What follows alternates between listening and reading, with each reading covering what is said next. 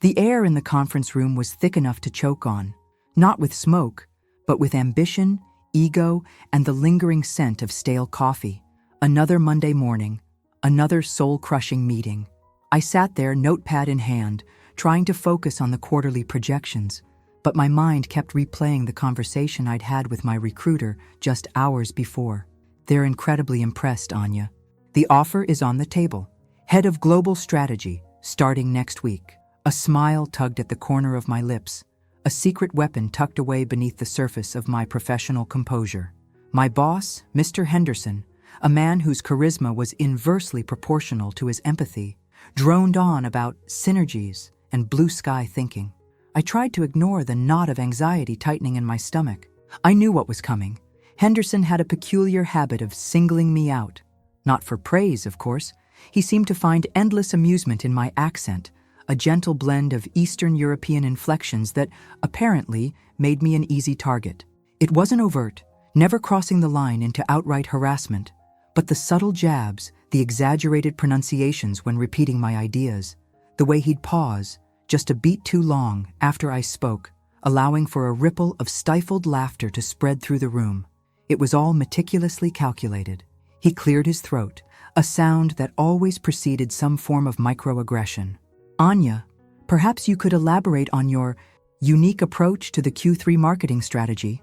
He emphasized unique with a theatrical flourish, his eyes twinkling with malicious glee. I took a deep breath, forcing myself to meet his gaze. Certainly, Mr. Henderson. As I outlined in the proposal, the focus is on leveraging. He cut me off, mimicking my pronunciation of leveraging, with an exaggerated, almost cartoonish accent. Leveraging? Is that how they say it in... Where was it you were from again, Anya? I always forget. He chuckled, and this time, several others joined in. My cheeks burned. The humiliation was a physical thing, a crushing weight on my chest. I wanted to disappear, to melt into the beige carpet and become one with the corporate mediocrity that permeated the room. But something inside me hardened, a core of defiance ignited by the injustice of it all. This wasn't about the accent. It was about control, about power, about him needing to feel superior. I swallowed the lump in my throat and continued, my voice steady, even. As I was saying, Mr. Henderson, leveraging the existing social media channels, I finished my explanation, ignoring the smirks and the barely concealed snickers. When I was done, he simply nodded, dismissing me with a wave of his hand. The rest of the meeting passed in a blur. I scribbled meaningless notes, my mind racing, plotting, planning. I had a choice to make. I could let this go, chalk it up to another day in corporate hell, or I could unleash my secret weapon. The thought brought a surge of adrenaline. As the meeting finally adjourned, Henderson caught my eye. Anya, a word if you please. My heart sank. What now? Another condescending lecture? Another public humiliation? I followed him into his office, the door clicking shut behind me with a finality that felt almost cinematic. He turned to face me, a smug expression plastered across his face. Anya, I just wanted to say...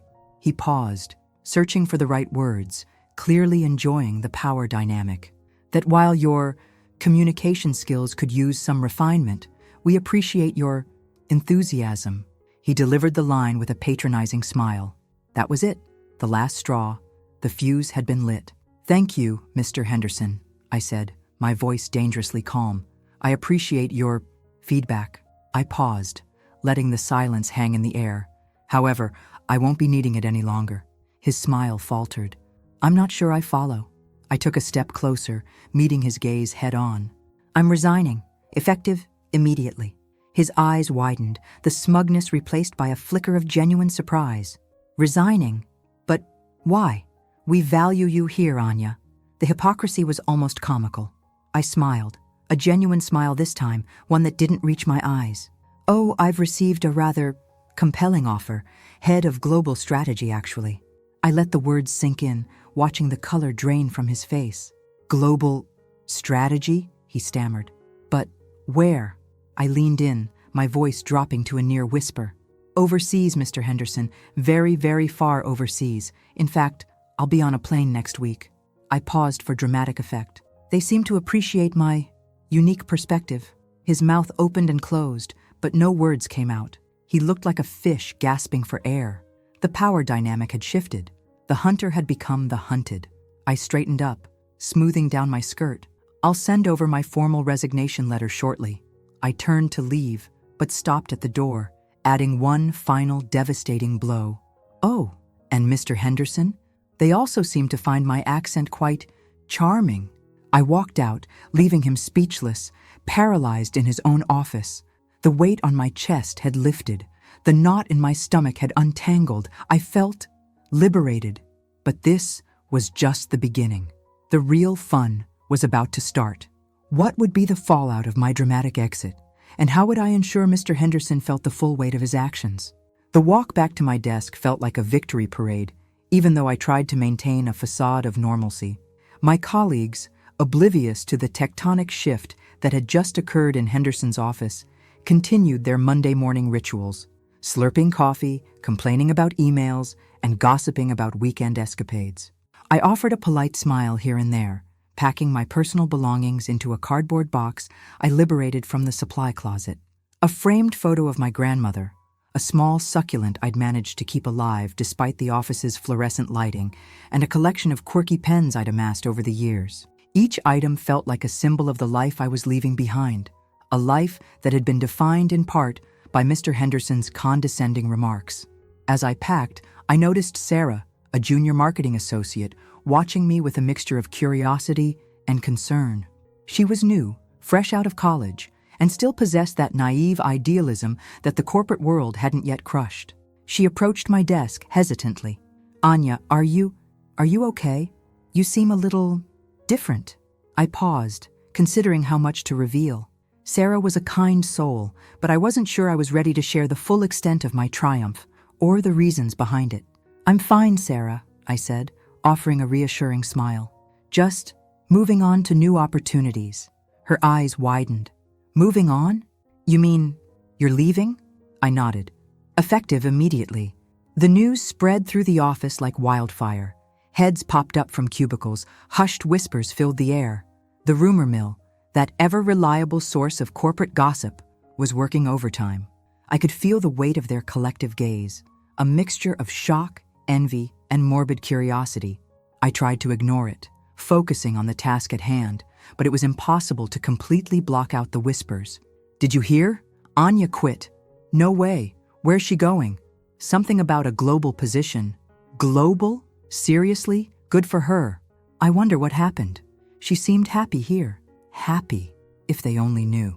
A few minutes later, HR Director, Mrs. Davies, a woman whose perpetually pursed lips and disapproving gaze could curdle milk, approached my desk. She wore a tight-lipped smile that didn't quite reach her eyes. "Anya, I understand you've submitted your resignation?" Her voice was carefully neutral, but I could detect a hint of panic beneath the surface. My sudden departure clearly wasn't part of the script. "That's correct, Mrs. Davies," I replied, my voice calm and professional. "Well, this is unexpected," she said, shuffling through the papers on my desk. "We'll need to discuss the terms of your departure, of course, your benefits, your final paycheck, the standard procedure." "Of course," I said. "I'm happy to cooperate." We retreated to her sterile, windowless office, the air thick with the scent of lemon-scented disinfectant and unspoken anxieties. Mrs. Davies launched into a well-rehearsed speech about company policy, non-compete agreements, and the importance of a smooth transition. I listened patiently, nodding occasionally, but my mind was already halfway across the Atlantic. As we finalized the paperwork, Mrs. Davies couldn't resist probing for information. "So, Anya, if you don't mind me asking, what prompted this sudden decision? We were quite happy with your performance." I paused, considering my response. I could offer a vague, politically correct explanation, something about pursuing new challenges and expanding my horizons. But where was the fun in that? "Let's just say I received an offer I couldn't refuse," I said, offering a cryptic smile. "An offer that truly values my unique skill set." I emphasized the word unique, watching her closely for a reaction. She frowned, clearly sensing that there was more to the story than I was letting on. "And Mr. Henderson is aware of this offer?" she asked, her voice laced with concern. "Oh yes," I replied. "He's fully aware." I left Mrs. Davies' office feeling a perverse sense of satisfaction. The bureaucratic wheels were turning, the corporate machine was grinding to a halt, all because of my carefully orchestrated exit. But I knew this was just the beginning. The real fallout was yet to come. Back at my desk, I sent an email to the entire team, a carefully crafted message announcing my departure and thanking them for their support. I kept it brief, professional, and devoid of any hint of the underlying drama. I didn't want to give Mr. Henderson the satisfaction of knowing how deeply his actions had affected me. As I prepared to leave the office for the final time, I saw Mr. Henderson emerge from his office, his face a mask of carefully controlled fury. He strode towards my desk, his eyes fixed on me like a laser beam. "Anya, we need to talk," he said, his voice tight with suppressed anger. I stood up, meeting his gaze with a newfound confidence. "I don't think we do, Mr. Henderson," I replied, my voice calm and unwavering. "I've said everything I need to say." He opened his mouth to speak, but I cut him off. "However," I added, a mischievous glint in my eyes, "if you're looking for someone to blame for my departure, I suggest you start by looking in the mirror." I turned and walked away, leaving him standing there, speechless. As I reached the elevator, I glanced back one last time. He was still standing there, frozen in place, a picture of bewildered rage. The elevator doors closed, and I allowed myself a small, triumphant smile. The first phase of my strategic revenge was complete, but the real game was just beginning. How would I ensure that Mr. Henderson's actions had lasting consequences? And how would I use my new position to not only advance my career, but also to subtly, deliciously, make him regret the day he ever mocked my accent? I had a few ideas brewing, ideas that involved leveraging my new global platform and exposing his outdated, prejudiced views to the wider world. The possibilities were endless, and I couldn't wait to explore them. The Uber ride to my apartment felt surreal. The city lights blurred past the window, reflecting in my own wide, slightly manic eyes. I was leaving, really leaving. After years of slogging through corporate drudgery, enduring microaggressions and stifled dreams, I was finally breaking free. And not just breaking free, but doing it on my own terms, with a touch of theatrical flair that would undoubtedly haunt Mr. Henderson's nightmares. I unlocked my apartment door, the familiar click echoing in the sudden quiet. My small but cozy space felt different tonight, imbued with a sense of transience. Boxes were stacked neatly in the corner, a testament to my recent flurry of packing. I tossed my purse onto the worn armchair and wandered into the kitchen, the linoleum cool beneath my bare feet. A half-empty bottle of wine sat on the counter, a relic from a celebratory dinner I'd had with my best friend Chloe a week ago. Chloe, the voice of reason, the grounding force in my often chaotic life. I picked up the bottle, debating whether to pour myself a glass. On the one hand, I deserved it. On the other, I needed to be sharp, focused.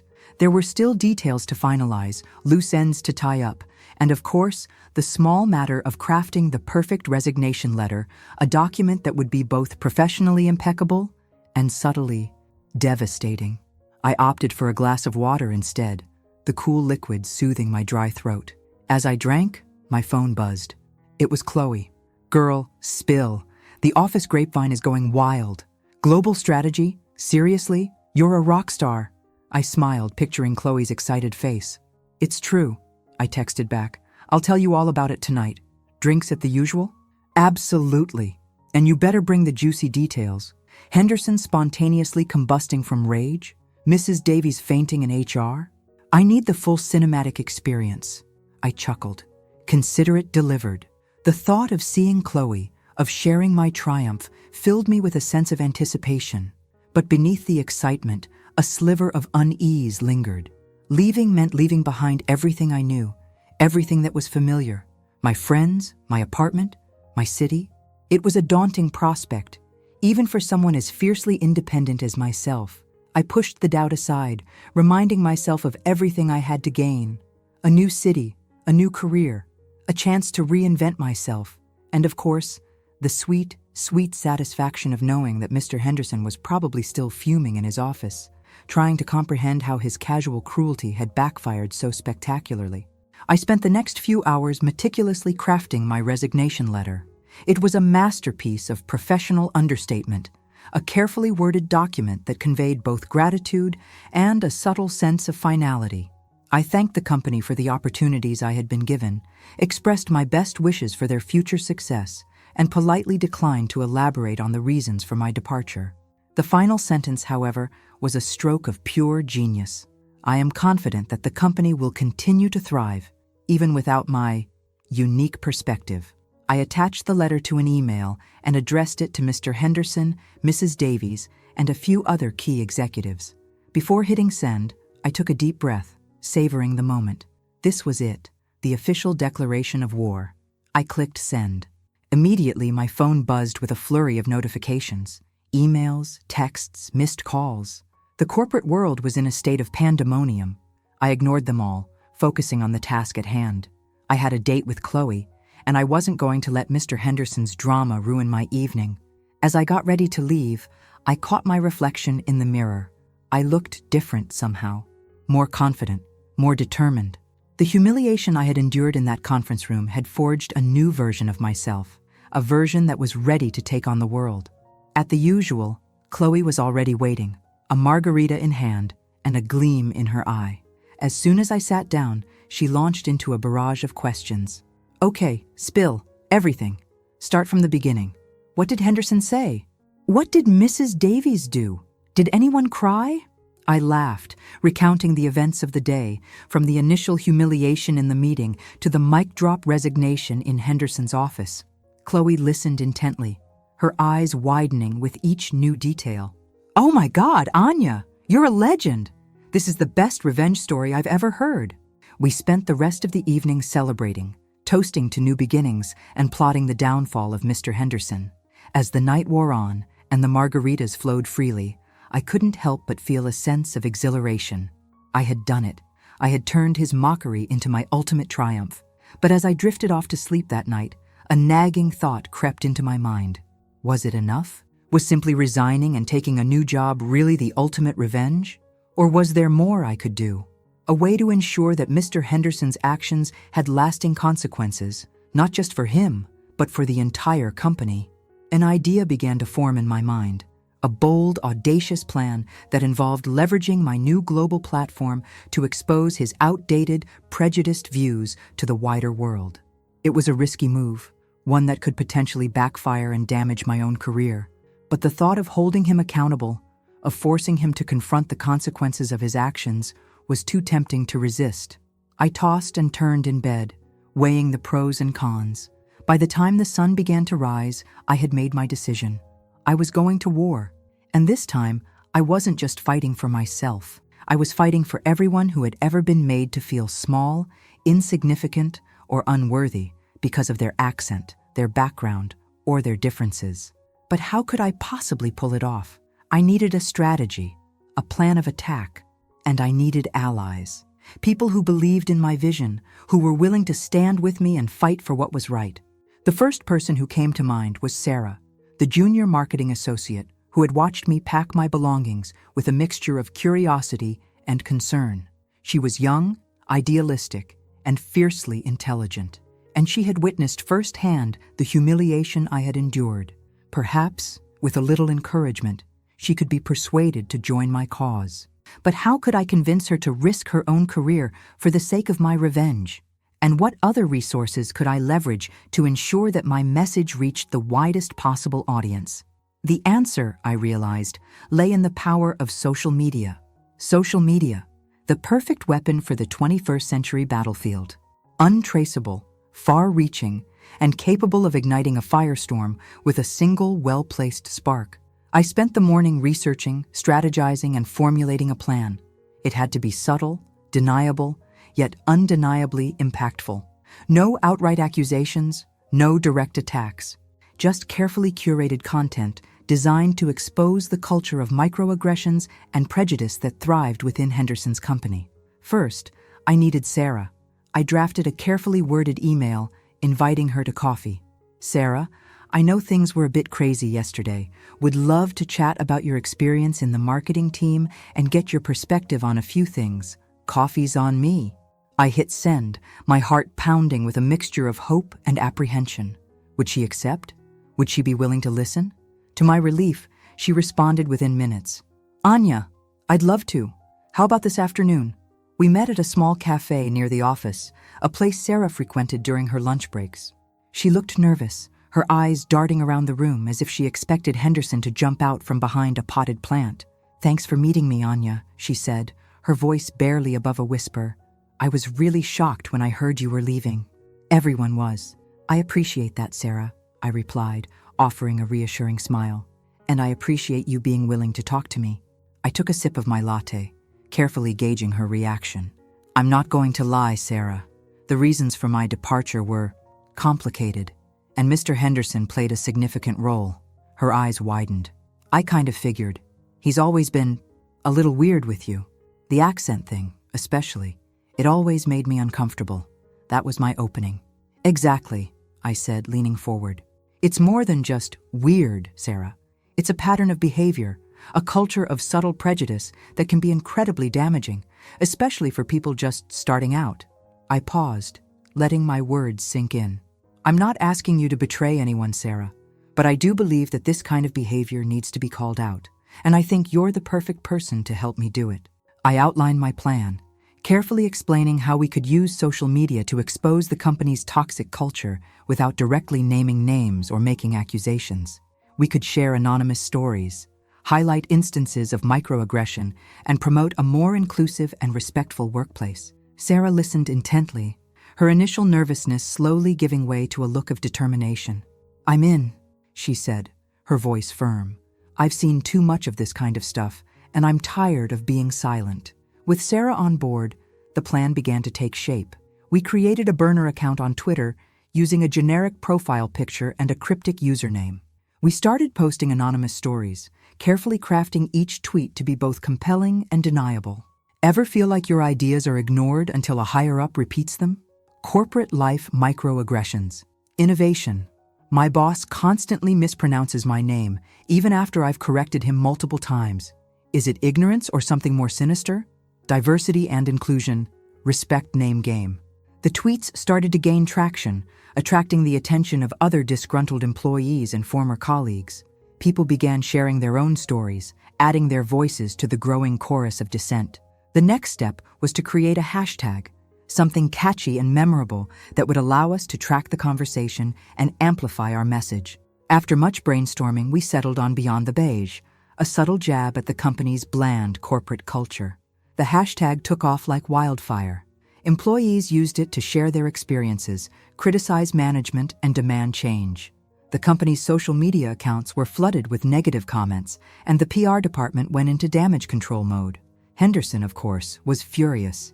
He called an emergency meeting, demanding to know who was behind the anonymous campaign. He threatened to fire anyone who was caught participating.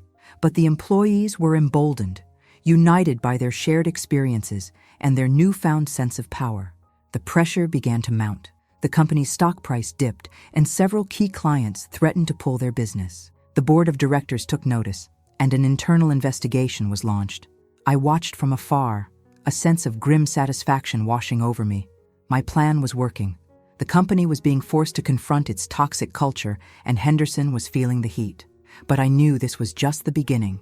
The real challenge was to ensure that the changes were lasting, that the company truly transformed its culture and became a more inclusive and respectful workplace. That meant finding a way to hold Henderson accountable for his actions. And I had a plan for that too. A plan that involved leveraging my new position, my global platform, and a little bit of insider information. I received a message from an unknown number.